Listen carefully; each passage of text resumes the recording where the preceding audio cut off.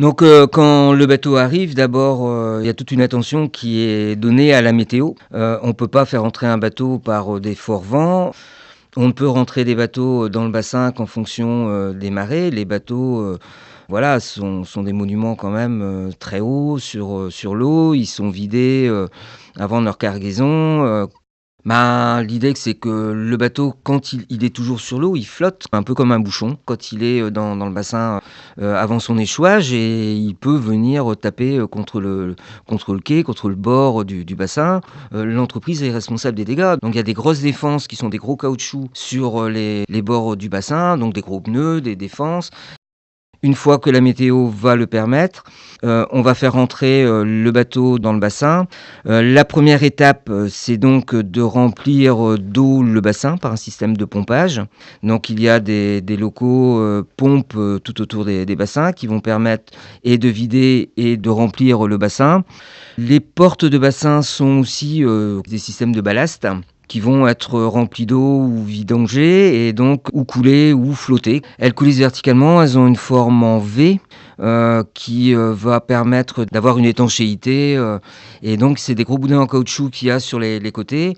Quand elle coule, les 2 V vont s'incruster l'un dans l'autre et voilà, on a cette étanchéité qui peut être relative, mais le bassin avec son système de pompage, de toute façon, va évacuer le peu d'eau qui peut encore rentrer si jamais il y a un caoutchouc qui est un peu usé ou pas.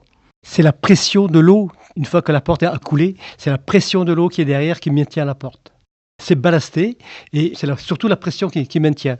Donc, quand on descendait la première fois, mettons dans une cale de radeau comme ça, ben, je connais des personnes qui vraiment qui avaient la trouille. Je dis mais c'est pas possible que cette porte-là, elle tient. T'es sûr qu'elle va tenir? Oui, oui. Alors, simplement avec la pression de l'eau. Oui, oui. J'étais un peu surpris, mais c'est comme ça. Sur Brest, on a actuellement, 3 remorqueurs.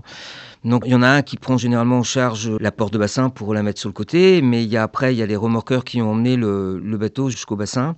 Le bateau est pris en charge avec, des treuils qui, de chaque côté du navire vont guider et axer, le bateau dans le bassin et des remorqueurs vont pouvoir, pousser le bateau à l'intérieur du bassin.